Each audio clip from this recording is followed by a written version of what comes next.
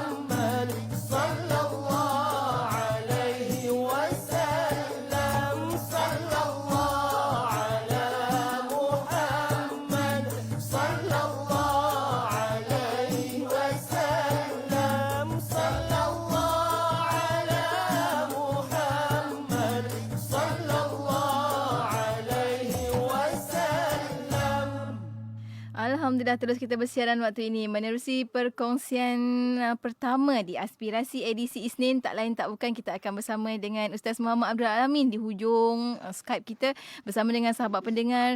Jauh sikit Ustaz sebenarnya, Ustaz kat Perak Ustaz ya. Assalamualaikum Ustaz. Ya. Waalaikumsalam warahmatullahi wabarakatuh. Itulah hebatnya kecanggihan teknologi Ustaz kan. Ustaz kat Perak pun kami hubungi. Masya Allah, kacau Ustaz hari Isnin.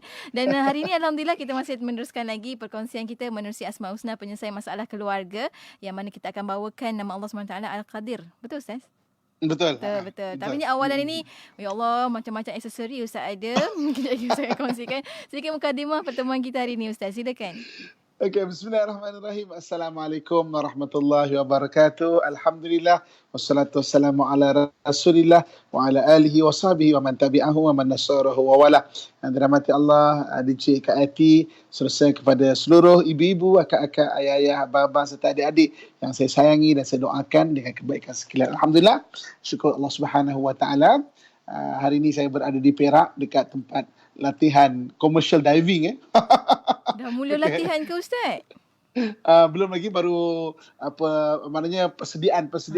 Habis PKP je dah start untuk mengajar. Betul. Saya ada teman saya hari ni sebelah saya. Siapa tu Ustaz? Ini adalah topi untuk commercial diving ataupun mask untuk commercial diving. Topi. Topi. Sebab ini kalau menyelam untuk buat kerja patri dalam air ataupun mungkin buat kerja dalam air, buat kimpalan dalam air, inilah peralatan yang dipakai. Boleh patri ke Ustaz dalam air Ustaz? Macam mana? Boleh patri dalam air? Ya, jadi commercial diving ni memang kerjanya patri, buat kimpalan, buat cat dalam air, buat potong dalam air, pembersihan, kapal dan sebagainya. So saya berada di tempat training dia. Okey, Alhamdulillah. Terima kasih banyak Ustaz. Kalau tak, kami pun tak tahu Ustaz. Baik. Okey, so hari ini alhamdulillah kita kongsikan nama Allah Subhanahu wa taala, iaitu Allah Al-Qadir. Iaitu Allah Subhanahu wa taala yang Maha berkuasa. Ibu-ibu, kakak, tuan-tuan muslim-muslimat yang saya sayangi dan saya doakan yang kebaikan sekalian kan. Allah Subhanahu wa taala yang Maha berkuasa kan. Kekuasaan Allah Subhanahu wa taala menjangkaui segala apapun dan pada sesiapa pun.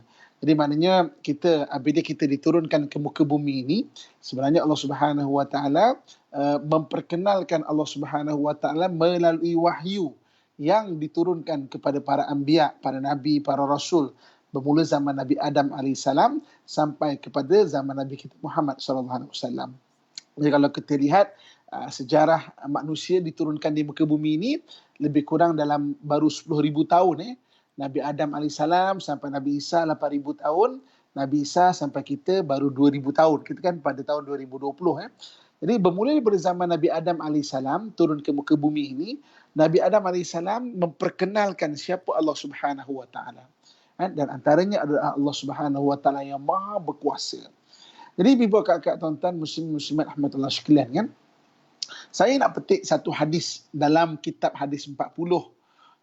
Ada disebutkan Nabi SAW ada mengajarkan kepada kita mengenai Allah Subhanahu wa taala yang Maha berkuasa. Satu hari Nabi SAW berjalan bersama dengan satu orang sahabat kecil. Mana sahabat tu masih anak-anak lagi. Mereka naik unta bersama-sama. Maka Nabi SAW berpesan kepada sahabat ni, ya ghulam, wahai anakku, inni u'allimuka kalimat. Ingat, aku nak ajarkan kamu beberapa perkara mengenai Allah yang Maha Berkuasa. Inni u'allimuka kalimat. Nabi ajarkan 4 perkara. Itu padahal pada sahabat kecil tu. Apa yang Nabi ajarkan? Yang pertama, Nabi SAW ajarkan, ihfazillah, yahfazka. Kamu jaga hak-hak Allah, nanti Allah akan menjaga hak-hak kamu. Itu yang pertama yang diajar oleh Nabi SAW. Jadi Nabi mengajarkan kepada sahabat yang kecil, dan ada hadis ini, dan kita dapat hadis ini pada hari ini, mana jaga hak Allah, maka Allah Subhanahu Wa Taala akan menjaga hak-hak kita. Yang kedua, Nabi SAW berpesan bahawa ihfazillah tajidhu tujahaka. Kamu jaga hak Allah, nanti kamu akan dapati Allah sentiasa berada di hadapanmu. Maknanya Allah Subhanahu Wa Taala sentiasa menjadi pembela kepadamu. Kemudian yang ketiga, Nabi SAW mengajarkan bahawa idza sa'alta fas'alillah. Jika kamu mempunyai sesuatu hajat, maka mintalah kepada Allah. Dan yang keempat, wa idza sta'anta fasta'in billah. Jika kamu nak minta tolong, maka minta tolonglah kepada Allah. Ini 4 benda yang Nabi SAW ajarkan kepada para sahabat kecil ini. Jadi ibu kakak, tuan-tuan muslimin dan muslimat dan dirahmati Allah sekalian, Allah Subhanahu Wa Taala yang Maha Berkuasa, kita kena faham apa tanggungjawab kita sebagai hamba dan penyelesai masalah rumah tangga pada hari ini adalah, iaitu kita nak lihat Allah Subhanahu Wa Taala yang Maha Berkuasa dan bagaimana kekuasaan Allah Subhanahu Wa Taala yang Nabi SAW ajarkan dalam 4 perkataan yang telah kita kongsikan tadi, iaitu jagalah hak Allah, maka Allah akan jaga hak kamu. Maka jaga hak Allah, maka kamu akan dapati Allah sentiasa berada di hadapan kamu. Nak minta hajat kepada Allah. Nak minta tolonglah kepada Allah Subhanahu Wa Taala. Itu nak menggambarkan kekuasaan Allah Subhanahu Wa Taala. Bagi mensyarahkan hadis ini lagi, insya-Allah mungkin kita boleh berhenti rehat sementara untuk kita kongsikan, maknanya perkongsian seterusnya, insya-Allah. Dan hari ini kita nak membincangkan berkenaan dengan itu. Maknanya betapa berkuasanya Allah SWT. Segala-galanya kena mulakan dengan Allah terlebih dahulu, insya-Allah. Dan kita akan berhenti seperti Ustaz katakan tadi. Untuk anda rakan pendengar, ada pertanyaan, persoalan, ada pengalaman mungkin daripada apa yang anda telah lalui dalam kehidupan, insya-Allah kita akan boleh kongsikan di Facebook IKIM FM ataupun di WhatsApp IKIM di 0112900404. Kita kembali selepas ini tentunya hanya di IKIM, Inspirasi Inforia Islami menerusi pesona di Zahra. Ingat macam nak beli penapis air. Tapi harganya macam mahal sangatlah bang. Tak usah risau, sistem bayar mudah kan ada. Ya, tapi cuba abang jumlahkan semua. Kalau habis bayar sampai 7 ke 8 ribu. Habis tu nak buat macam mana? Rumah kita memerlukan penapis air. Dan kalau boleh yang ada 3 saluran tu. Air panas, sejuk dan beralkali. Kini, dengan Super Oxygenated Dispenser Superfine, anda dapat membeli satu sistem penapis air dengan 3 saluran, iaitu air panas, sejuk dan beralkali. Harga promosi cuma RM2499 sahaja. Termasuk penghantaran dan siap pasang. Boleh dibeli secara tunai atau ansuran. Jumlah bayaran ansuran sama harga dengan harga tunai. Bayaran deposit serendah cuma RM699 dan ansuran serendah cuma RM300 sahaja. Itu pun cuma 6 kali bayaran sahaja bang. Yang syoknya sebab ada tawaran istimewa, servis percuma yang bernilai RM600 untuk 2 tahun berturut-turut jika belian secara tunai. Syoknya bang, dengan sijil halal dari JAKIM, lulus ujian tapisan sirim, waranti 1 tahun, jimat elektrik dan yang paling penting seisi keluarga kita dapat mengamalkan air minuman bersih, selamat dan berkualiti. Dan lagi seronok pasal ada 3 saluran untuk diminum. Air panas, air sejuk dan beralkali tu. Tunggu apa lagi? Sebarang pertanyaan nak pasang, hubungi Superfine Marketing 019 224 6333 019 224 6333. Layari Facebook kami, Superfine. Cepat, jangan tunggu lagi sebelum promosi kehabisan. Dengan Superfine, suri rumah dikecualikan dari memasak air setiap hari. IKIM Inspirasi Inforia Islami. Alhamdulillah waktu ini kita kembali bersiaran bersama menerusi Pesona di Zahra. Alhamdulillah perkongsian kita bersama dengan Ustaz Muhammad Abdullah Al-Amin. Waktu ini kita teruskan lagi bersama dengan Ustaz. Alhamdulillah, terima kasih banyak Ustaz hari ini dengan Asmaul Husna, penyelesaian masalah keluarga, nama Allah SWT Al-Qadir. Untuk perkongsian kita, Allah yang Maha Berkuasa. Nabi ajar kepada sahabat kecil Ustaz kan 4 perkara yang paling penting dalam kehidupan kita. Cuma kita nak sarahkan lebih lagi supaya kita lebih faham bagaimana kita nak mendepani kehidupan menerusi hadis ini. Silakan Ustaz. Okey. Terima kasih kepada DJ Ati dan kepada seluruh ibu-ibu, akak-akak, ayah-ayah, sahabat abang yang saya sayangi dan saya doakan dan kebaikan sekalian. Okey. Apabila kita bicara mengenai ihfazillah, yahfazka, kamu jaga hak-hak Allah, maka Allah Subhanahu Wa Taala akan jaga hak-hak kamu. Apa benda yang Allah Subhanahu Wa Taala akan jaga hak kita? 3 perkara. Allah akan jaga 3 perkara jika kita ni menjaga hak Allah Subhanahu Wa Taala. Yang pertamanya apa? Yang pertamanya nikmat. Allah akan jaga nikmat yang ada di sekeliling kita. Pertama, nikmat itu cukup. Dicukupkan nikmat itu kepada kita. Jadi ibu-ibu, akak-akak, tuan-tuan sekalian kan, dalam sifir agama, kaya itu lawannya bukan miskin. Kaya itu lawannya adalah tidak cukup. Okey? Berapa ramai hari ini orang yang banyak tapi rasa tak cukup. Okey? So maksudnya, jadi maknanya nikmat Allah Subhanahu Wa Taala nak jamin pada kita tu, maksudnya apa? Kalau kita jaga Allah Subhanahu Wa Taala, maka Allah Subhanahu Wa Taala akan mencukupkan keperluan-keperluan dan nikmat-nikmat itu kepada kita. Dan Allah Subhanahu Wa Taala akan pelihara nikmat itu tidak akan merosakkan kita. Jadi ada juga kan orang pada hari ini dilimpahi dengan berbagai-bagai nikmat, tapi nikmat itu merosakkan dia. Jadi mungkin abang-abang, ayah-ayah saya sekalian, cuba kita refleksi diri kita kan. Dulu kadang-kadang kita tak ada duit, dulu kadang-kadang kita susah. Bila kadang-kadang kita di sini, kita di Baghdad. Kita di Baghdad tau. Yes, Kita di Baghdad. Jadi bila kita ada kemampuan, kadang-kadang kita terlupa tau. Nikmat itu dia merosakkan kita. Maksudnya kita di Baghdad bukan di Malaysia insya-Allah, Malaysia mudah-mudahan Allah bantu biar mudah-mudahan. Maknanya kadang-kadang makin ada nikmat sudah lupa. Dulu memang kalau aku kaya lah, aku nak sedekah lah, mutahfiz ini, nak sedekah lah masjid ini. Ketika dah kaya, kadang-kadang memberi itu lagi sedikit daripada kita kurang. Dan bahkan kadang-kadang ada orang yang semakin ada harta makin sombong dia. Makin ada harta makin susah nak bayar zakat. Makin ada harta makin rungsing dia. Sebab apa? Sebab nikmat itu merosakkan dia. Jadi kalau kita hari ini menjaga ihfazillah yahfazka, kita menjaga hak-hak Allah Subhanahu Wa Taala, maka Allah Subhanahu Wa Taala akan menjaga hak kita dari sudut apa? Yang pertamanya nikmat. Nikmat Allah akan cukupkan dan Allah Subhanahu Wa Taala akan pelihara agar nikmat itu tidak merosakkan kita. Ibu-ibu, kakak, tuan-tuan, muslimin dan muslimat rahmatullah sekalian. Sebab itu jagalah hak Allah.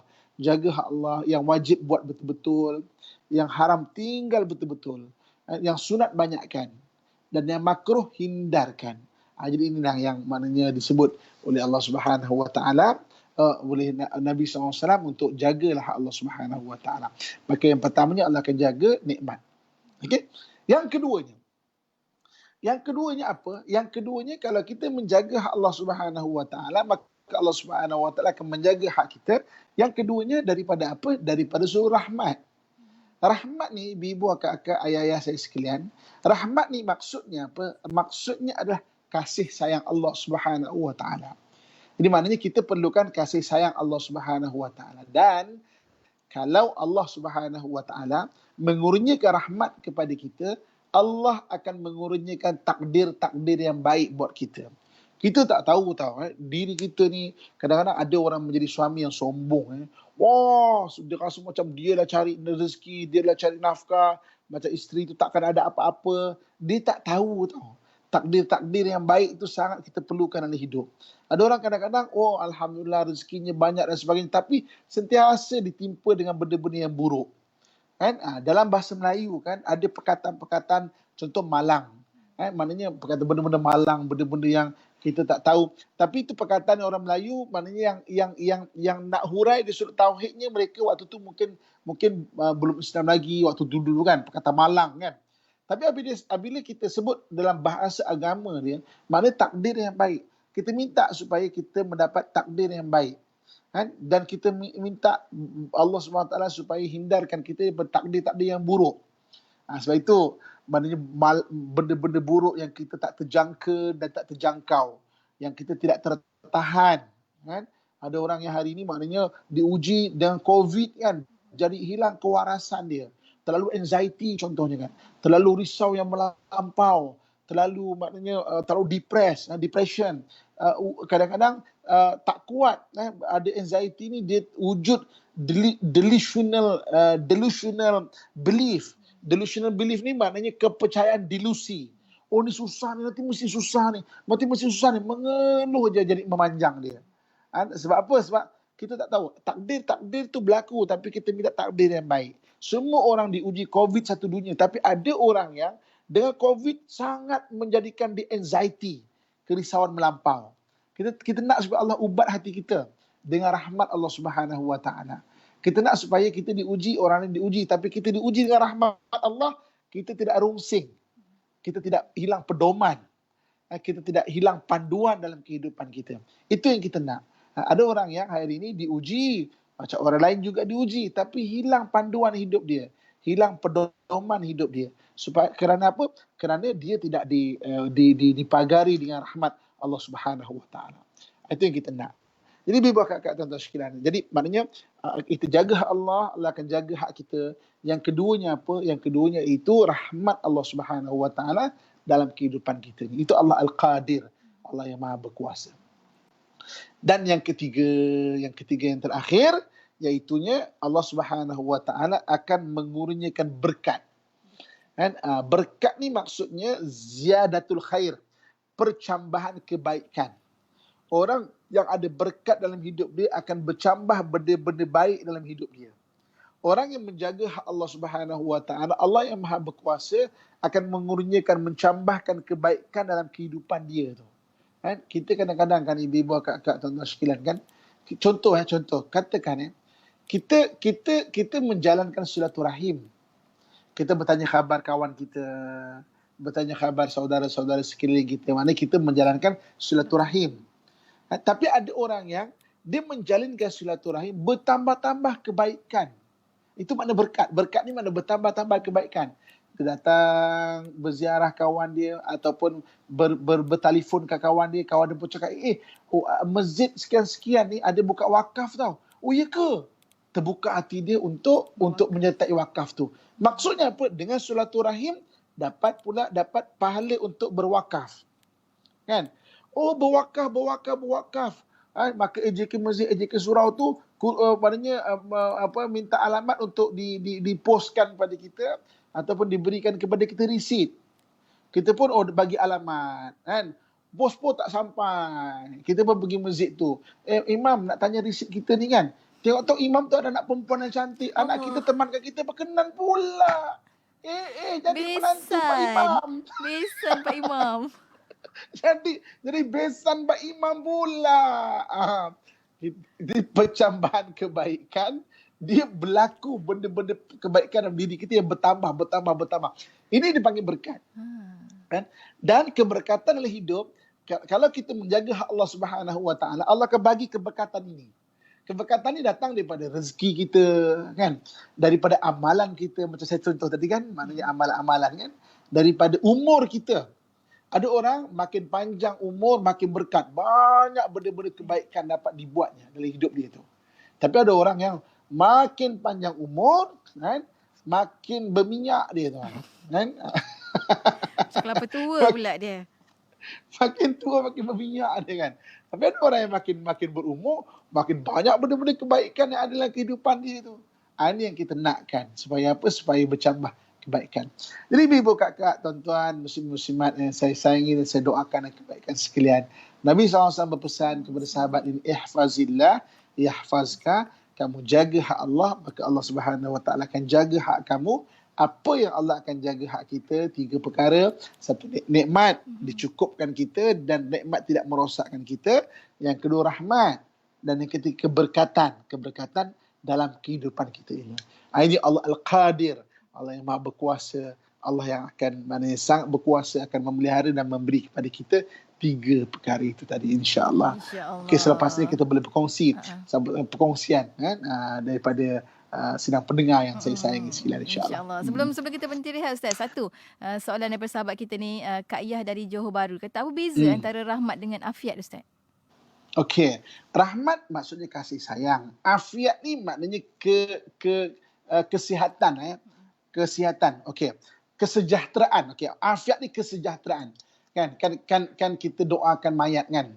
Allahumma ighfir lahu warhamhu wa'afihi wa'fu anhu. Allahumma ighfir lahu, ampunkan dia ya Allah, warhamhu, kasihanilah dia ya Allah, wa'afihi, afiatkan dia ya Allah, wa'fu anhu, maafkan dia ya Allah. Afiat apa ni Ustaz? Afiat tu kesihatan.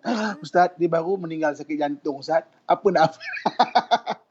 Jadi afiat tu bukan kesihatan. Dia adalah kesejahteraan. Okey. So jadi apa beza rahmat dengan afiat? Rahmat ni kasih sayang Allah Subhanahu Wa Taala. Afiat ni makna kesejahteraan yang Allah Subhanahu Wa Taala berikan kepada kita. Itu beza dia. Wallahu a'lam. Masya-Allah. Alhamdulillah. Terima kasih banyak Ustaz pencerahan. Walaupun dengan satu soalan daripada sahabat pendengar kita dapat pencerahan yang sangat baik sebenarnya hari ini. Bezakan antara rahmat dengan afiat. Terima kasih banyak Ustaz. Kita akan berhenti rehat sekali lagi untuk anda rakan pendengar, persoalan, pertanyaan, pengalaman, jom kongsikan bersama dengan kami di FB dan juga di IG, insya-Allah. Untuk Jangan lupa tekan butang share. Tekan butang share. Ramai-ramai kita share kan. InsyaAllah untuk perkongsian kita. Dan kita akan berhenti rehat seketika. Tak jangan ke mana-mana, teruskan bersama kami di IKIM, Inspirasi Inforia Islami Manusia Person di Zara. Kini kebanyakan industri kecil dan sederhana di negara kita terkesan dari sudut ekonomi akibat dari penularan wabak COVID-19. Oleh itu, pihak Radio IKIM mengambil inisiatif dengan memberikan 50% diskaun untuk semua pakej yang disediakan serta pakej iklan percuma bernilai RM15,000 dalam bentuk ROS package untuk setiap pembelian bagi membantu semua pengusaha industri kecil dan sederhana yang terjejas akibat pandemik ini. Jana semula bisnes anda dengan mengiklankan produk anda di Radio IKIM. Keterangan lanjut sila hubungi unit pemasaran IKIM di talian 012-686-9236 atau 017-345-2564. Tertakluk kepada terma dan syarat. Jualan produk IKIM kembali dengan tawaran diskaun menarik dan hebat. Dapatkan buku-buku CD dan DVD serta cenderamata IKIM dengan layari laman web www.ikimniaga.my. www.ikimniaga.my turut ditawarkan kompilasi dan edisi digital untuk slot-slot radio yang menarik. Diskaun hebat sepanjang tahun menanti anda. Dapatkan segera. Kota Kinabalu 93.9. Alhamdulillah, kembali kita bersiaran waktu ini Menerusi Pesona di Zara dengan pengajian Asmaul Husna, penyelesaian masalah keluarga bersama dengan Ustaz Muhammad Abdul Alamin dengan nama Allah SWT Al-Qadir, yang mana Allah itu maha berkuasa. Dah dikongsikan tadi awalan tadi tentang syarah berkenaan dengan hadis tersebut, bagaimana Rasulullah mengajar mendidik sahabat kecil. Maknanya kita mendidik anak pun boleh Ustaz kan, guna cara ni Ustaz. Ya. Jadi kita boleh lihat macam mana Nabi SAW mengajarkan sahabat ni. Dia bermula dengan tauhid sebenarnya. Diperkenalkan awal lagi dengan pergantungan kepada Allah Subhanahu Wa Taala. Sebab itu kita untuk anak kecil pun kita boleh contohi benda ini. Jadi benda perkara sekali yang kita kena kenalkan adalah kekuasaan Allah kepada anak-anak kita. Itu benda yang kita kena selalu ulang-ulangkan pasal kekuasaan Allah Subhanahu Wa Taala. Ini yang kita seulangkan. Hish, budak ni cupit pun tahu. Astaghfirullahalazim. Panjang Ustaz. Astaghfirullahalazim itu. So kita kenalkan kekuasaan Allah Subhanahu Wa Taala kepada anak-anak kita, masya-Allah. Masya-Allah. Anak hati kena gantungkan kepada Allah awal Ustaz kan. Kita ada sahabat kita di WhatsApp IKIM, namanya hamba Allah Muslimah nombor 1. Masya-Allah. Kata apakah zikir Asmaul Husna yang boleh diamalkan apabila berhadapan dengan manusia yang mengeluarkan kata-kata negatif dan kerap mencari kesalahan orang lain Ustaz? Kalau anda kata kita berhadapan dengan orang yang sentiasa negatif dan mencari kesalahan kita, maknanya menyalahkan kita, menyebabkan kita tertekan, nama Allah Al-Qadir. Ya Qadir, Ya Qadir, Ya Qadir, Ya Qadir. Maknanya Allah yang Maha Berkuasa. Belalah aku. Kan Al-Qadir tu Allah akan bagi kita nikmat, rahmat dan juga berkat kan tadi kan. Kalau dia kata dia tu sebagai maknanya memenatkan kita dan supaya Allah bela kita. Kalau dia kata orang yang macam ini dia sampai mengambil hak kita, bagus baca Allah ya Mu'id. Ya Mu'id tu wahai yang mengembalikan. wahai mengembalikan, yang mu'id, yang mu'id, yang mu'id. Dan kalau dikata menyebabkan kita tu hilang kesabaran, kita baca ya sabur. Ya sabur, ya sabur, ya sabur. Nama-nama Allah dalam Asmaul Husna ni jadikan zikir, sebab Allah Subhanahu wa taala yang suruh dalam firman Allah menyebut walillahil asmaul husna fad'uhu biha. Bagi Allah nama-nama yang baik, maka berdoalah, mintalah dengan Allah nama-nama yang baik itu. Dan sahabat kita ni mungkin sambunganlah Ustaz. Kata macam mana kalau nak berdepan dengan ibu mertua yang cakap sentiasa buruk saja Ustaz. Macam mana nak tegur ke? Macam mana cara yang terbaik Ustaz? Okey, bagi kita berhadapan dengan mak mertua yang sentiasa bercakap buruk, rule number 1. Rule number 1 apa di JKIT? Sabar je lah. Sabarlah. Rule number 1, sabar je lah. Jadi kalau tak boleh sabar, kita balik pada rujuk pada rule number 2. Rule number 2 iaitu rujuk rule number 1. Maknanya sabar jugalah. Jadi pertama sekali, kita kena betulkan cara kita memandang apa itu mak mertua. Kan? Mak mertua macam mak kita juga. Jadi bila Allah Subhanahu Wa Taala sebut wala takul lahum uffin, jangan kamu kata pada mak ayah. 5 jenis mak ayah tau. 5 jenis mak ayah. Mak ayah kandung, mak ayah tiri, mak ayah susuan, mak ayah mertua dan mak ayah angkat yang jaga kita daripada kecil. Jadi 5 jenis mak ayah ni. Bila kita sebut wala takul lahum uffin, yang kamu kata pada mak ayah, 5 jenis mak ayah. Jadi maksudnya, bila kita sebut mak ayah mertua termasuk mak ayah kita, maknanya kita kena faham, dia marah ke dia bebel macam mak kita jugalah. So maknanya jangan kecil hati sangatlah. Jadi maknanya dia mungkin ada kelemahan dia kan. Maksudnya dari sudut mulut dia mungkin maknanya bercakap tu tak berlapik contohnya kan. Kita yang faham dan dengar pesona di Zahra. Maksudnya kita lebih bersabar dan lebih berlapang dada lah kepada benda itu. Kan? Sekali-sekala doakan. Kalau mak tu dia jadi mulut tu memang tabiat dia, bukan mudah untuk kita ubah sekalipun, kita tegur dia 2-3 kali. So banyakkan doa pada dia kan, mudah-mudahan Allah yang mengubah dia, mudah-mudahan. Amin ya Rabb. InsyaAllah. Insya hati mak mertua kena jaga Ustaz kan, takut berkecil hati nanti sekarang. Betul. Kita ada Nina Zarina di Facebook IKIM kata, Ustaz cakap pasal commercial diving helmet tu, Ustaz saya nak belajar welding boleh ke? Nak tukar kerja. Kami di Pesona tak ajar. Pesona di Azhar. Boleh pergi ke Wellzone, wellzone.com boleh commercial dive maksudnya salah satu bidang diving yang bekerja dalam maknanya industri yang boleh patri bawah air, buat kimpalan, buat cuci kapal, potong kapal, angkat kapal dan sebagainya. Itu dah commercial diving. Mantap, rezeki anda kat situ. Kita ada Rahimah Abdul Rahman Ustaz. Kata kalau kita nak cari barang hilang, nak zikir nama apa Ustaz? Senang. Yang mu'id tadi tu. Kita amalkan bagi orang yang kehilangan barang. Ya Allah yang mu'id. Yang mu'id ni maknanya yang mengembalikan. Yang mu'id ni yang Allah yang mengembalikan. Maksudnya adalah Allah SWT kembalikan apa yang hilang daripada kita tu.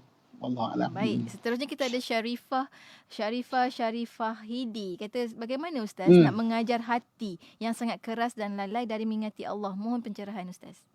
Kalau hati tu diri kita sendiri, maknanya pertama kena ada niat. Untuk merubah diri ni dia bermula dengan niat. Maknanya niat, ya Allah aku nak ubah diri aku ni ya Allah, kena dengan niat.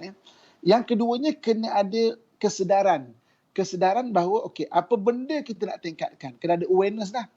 Kalau dia kata kita ni pemarah, kita tak sedar kita pemarah, macam mana kita nak baiki diri kita? Betul.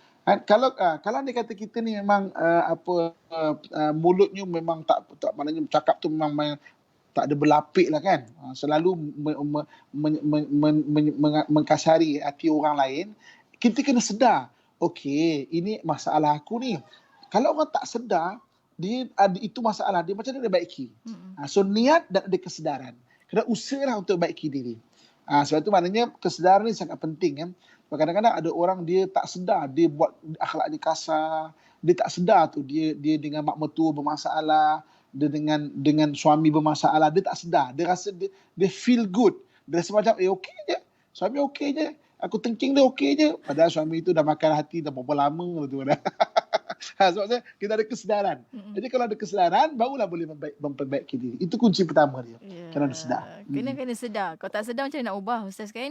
Betul. Seterusnya kita ada sahabat kita dari Jasin Melaka Ustaz. Kata apa zikir untuk menenangkan hati yang sakit sebab ditipu suami. Suami memang suka menipu ni Ustaz. Macam mana? Okey. Kadang-kadang kan ya kita kena berlapang dada bahawa manusia. Kan ada orang kadang-kadang memang dia jahat lah sebab dia menipu kan suami kan kadang-kadang kan. Kadang-kadang ada yang dia niat baik kan, dia tak nak lukakan hati kita.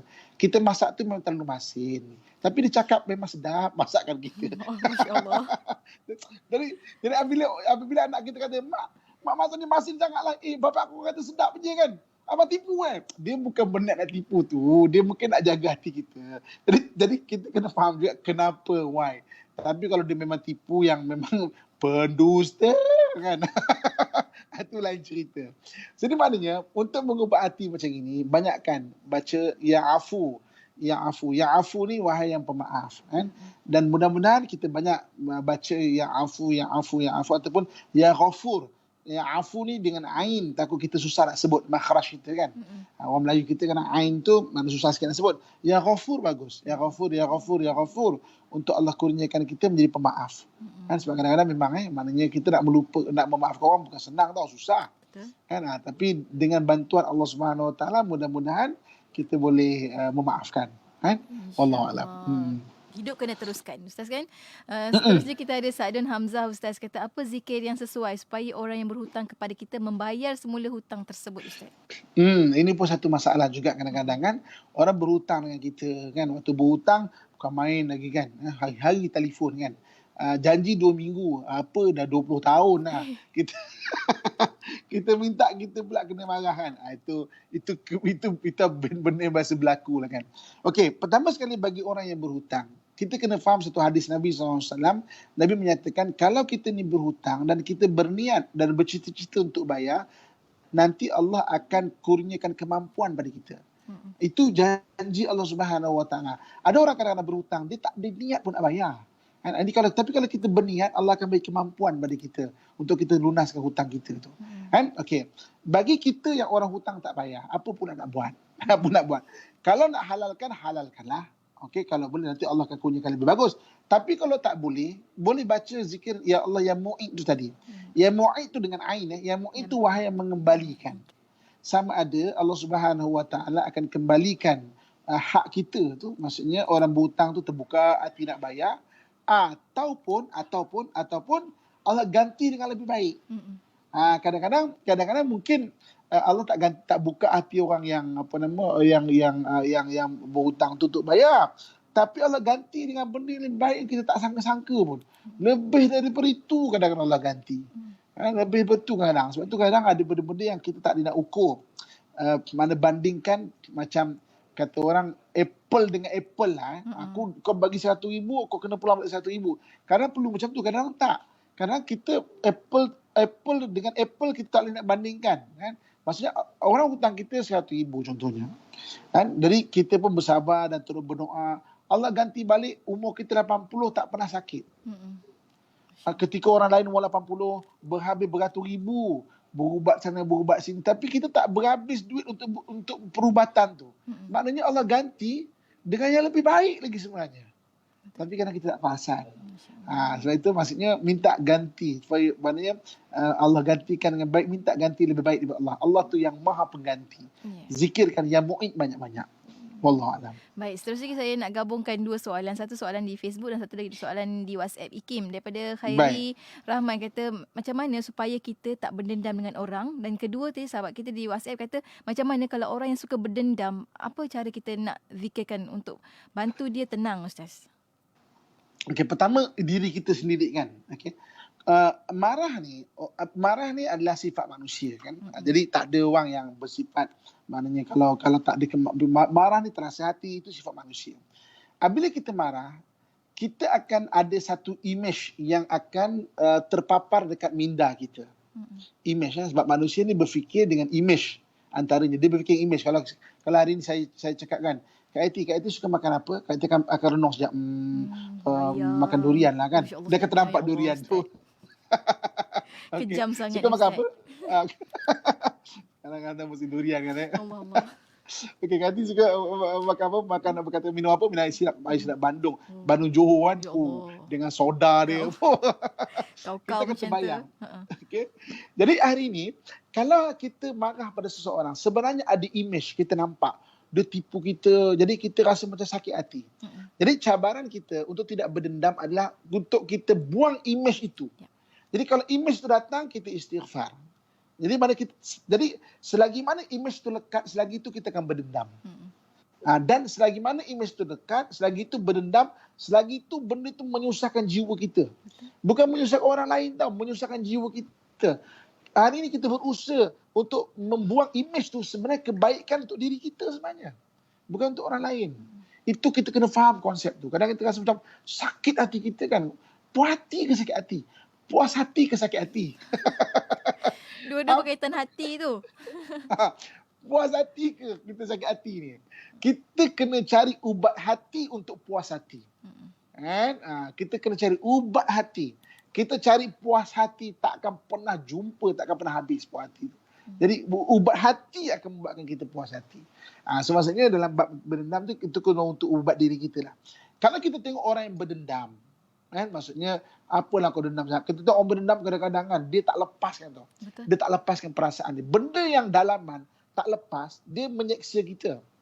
Contoh maaf, macam maaf. Saya selalu bagi contoh. Contoh kan, kentut. Maaf, ni nak senang faham tau. Bukan saya, ya apa Ustaz, bukan. Ni nak senang faham kan. Kentut. Dia naturally kena lepaskan. Kalau tak lepas, apa jadi pada muka kita? Kan? Jangan, tak usah tunjuklah. Saya tak perlulah menggayakannya. Saya tak perlu menggayakan. Ibu kan boleh cuba bayangkan kan. Kita tak lepaskan, apa jadi muka kita? Muka kita akan berkerut menahan benda tu kan. Sebab apa tak Hijau, lepas? Ustaz. Cuba tengok perhati orang yang berdendam. Lebih kurang tak sama dengan orang tidak melepaskan kentutnya, contoh kan. Sebenarnya, walaupun analogi ni apalah saya kecil kentut, tapi sama sebenarnya. Sebab tu dia kena lepaskan. Tapi bila dilepaskan, ada orang yang berkerut pula di sebelah muka kita, sebelah kita. So, lepaskan dengan cara yang baik. Biar orang sebelah tidak berkerut pula. Macam tu juga dengan sakit hati kita. Kita kena lepaskan. Kalau tak, muka kita akan berkerut. Ubat hati, lepaskan. Ajak orang lain lepaskan dendam dia. Supaya apa? Supaya dia tu tenang. Kalau tidak, kita akan tengok muka dia berkerut. Tak percaya, cuba tengok cermin orang yang hati tu ada dendam. Dengan kita cuba tahan kita punya angin, dia lebih kurang sama je muka dia. Tak percaya, cuba tengok kejap lagi. Wallahualam. Masya Allah. Baik Ustaz, kita pun agak kesulitan masa, tapi ada satu soalan yang sangat baik Ustaz bila kata Allah yang maha berkuasa, daripada Nur Fauzi kata Ustaz. Apa doa yang mustajab untuk dapatkan kerja yang lebih baik supaya dapat jaga solat, sebab sahabat kita ni baru sahaja berhijrah ke jalan Allah Subhanahu Taala Ustaz. Okey, doa untuk dapat kerja yang baik, untuk mustajab. Mustajab ni rahsia Allah Subhanahu Wa Taala. Jadi, okey, beza doa makbul dengan doa mustajab. Saya selalu dah kongsikan. Doa makbul Allah terima. Tapi bila Allah nak bagi, wallahu alam. Mustajab on the spot Allah bagi. Macam mana kita dapat doa mustajab, itu rahsia Allah Subhanahu Wa Taala. Tapi Nabi ada cerita hint dia. Antaranya apa? Hari Jumaat. Hari Jumaat, daripada malam hari Jumaat sampai maghrib esoknya, kalau hari Jumaat, ada 12 waktu mustajab. Bila? Wallahu alam. Kita tak tahu. Kan? Jadi mungkin waktu tu kita je dapat di ruang lingkup kita je. Mungkin orang sebelah tak dapat. Tapi semua orang akan melalui 12 waktu mustajab doa. Benda tu rahsia. Sebab tu hari Jumaat, maka banyakkan berdoa. Macam tu juga 2/3 malam. Nak senang faham, bermula daripada pukul 2 pagi lah, sampai subuh. Itu ada waktu-waktu mustajab. Sebab tu hari ni kalau kita bangun malam, sekalipun atas alasan kita pergi buang air kan, jangan lupa baca doa masuk tandas. Itu pertama. Sebab kita nak masuk tandas, pergi tandas kan. Yang keduanya, doa yang baik-baik untuk diri kita selepas kita keluar tandas. Sebab kita tak tahu waktu malam tu. Jadi maknanya waktu yang mustajab yang Allah anugerah dan berikan kepada kita. Masya Allah. Terima kasih banyak Ustaz. Ingatan yang sangat baik. Dan kita sampai ke penghujung. Mungkin sedikit kesimpulan untuk tajuk kita hari ini. Silakan. Memang kakak tuan-tuan, kita bincang Allah Subhanahu Wa Taala Qadir, Allah yang Maha berkuasa. Kuasa Allah Subhanahu Wa Taala melangkaui apa dan sesiapa pun. Kan? Jadi maknanya kita dah bergantung kepada Allah Subhanahu Wa Taala yang Maha berkuasa. Dan kita tidak pernah menyesal dan tidak pernah rugi bergantung Allah Subhanahu Wa Taala. Kalau hari ini saya bagi satu analogi kan. Katakanlah saya hari ini saya bergantung dengan meja ni lah. Saya duduk atas meja ni. Saya bergantung kat topi ni ya. Saya kata, hey, come on. Saya topi kan. Saya bergantung kat meja, kat topi ni kan. Apa benda yang paling merungsingkan saya? Yang paling merungsingkan saya jika topi ini diambil. Betul. Kan? Sebab apa? Saya bergantung dekat dia. Kalau orang ambil, maka saya akan jatuh. Saya tidak akan ada tempat bergantung. Okay? Kalau orang menggantungkan diri dengan dunia, apa benda yang paling dirungsingkan? Yang paling dirungsingkan jika dunia itu hilang dan diambil daripada dia. Sebab tu orang kadang-kadang macam cinta sangat dunia dan sebagainya. Sebab apa? Dia bergantungan daripada dunia. Tapi kalau kita bergantung kepada Allah yang Maha Al-Qadir, Allah yang Maha Berkuasa, kita tidak pernah menyesal. Sebab Allah tidak pernah lemah. Kita manusia ada kelemahan. Allah tidak pernah lemah. So, bulatkan hati kita, tawakal sepenuhnya kepada Allah Subhanahu Wa Taala. Allah akan jaga hak-hak kita nanti. Allah akan berikan nikmat, rahmat dan barakah dalam kehidupan kita. Wallahu a'lam. Masya-Allah. Kita jaga Allah, Allah akan jaga kita. Hujung ni doa Ustaz sama-sama kami. Amin. InsyaAllah kita akhirkan doa. A'udzubillahi minasyaitanirrajim. Bismillahirrahmanirrahim. Alhamdulillahi rabbil alamin wassalatu wassalamu ala asyrafil anbiya'i wal mursalin wa ala alihi washabihi ajma'in. Ya Allah, ya Tuhan kami berterima kasih kepadamu, ya Allah, di atas segala bantuan yang telah kau kurniakan kepada kami, ya Allah, di atas angkatnya virus yang ada di sekeliling kami ini, ya Allah. Kekalkan kesihatan kami, ya Allah. Kekalkan kesejahteraan negara kami, ya Allah. Kurniakan kepada kami kesihatan dan kebaikan, ya Allah. Hindarkan kami dari segala wabak dan balak, ya Allah. Hindarkan kami dari segala perkara yang tidak mampu kami tanggung, ya Allah. Hindarkan kami daripada gangguan jin dan syaitan, ya Allah. Dari penyakit yang berjangkit, ya Allah. Ya Allah, ya Tuhan kami, kurniakan keikhlasan kepada pemimpin-pemimpin kami, ya Allah. Dan bimbinglah pemimpinnya ikhlas di kalangan mereka, ya Allah. Ya Allah, ya Tuhan kami, bantulah segala hajat dan cukupkanlah keperluan kami, ya Allah. Ampunkan segala dosa-dosa kami, ya Allah. Berikan kesembuhan orang yang sakit di kalangan kami, ya Allah.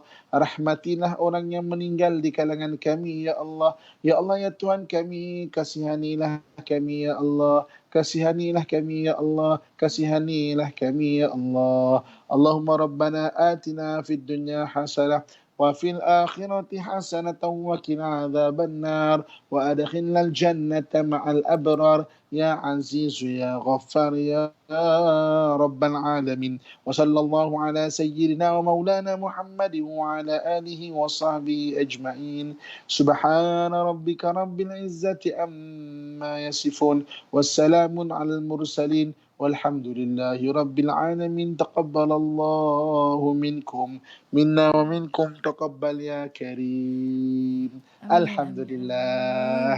Alhamdulillah. Terima kasih banyak Ustaz untuk perkongsian pada hari ini dengan nama Allah SWT Al-Qadir untuk Asmaul Husna. Penyelesaian masalah keluarga, harap-harap dapat membantu semua sahabat pendengar, insya-Allah. Terima kasih banyak sekali lagi Ustaz. Untuk rakan-rakan yang terlepas tekan butang share sekarang. Masih tak terlambat, insya-Allah. Terima kasih banyak Ustaz. Sampai bertemu lagi minggu hadapan, insya-Allah. Assalamualaikum. Waalaikumsalam warahmatullahi wabarakatuh. Dan untuk anda rakan pendengar, teruskan kesetiaan bersama kami tentunya hanya di IKIM, Inspirasi Inforia Islami.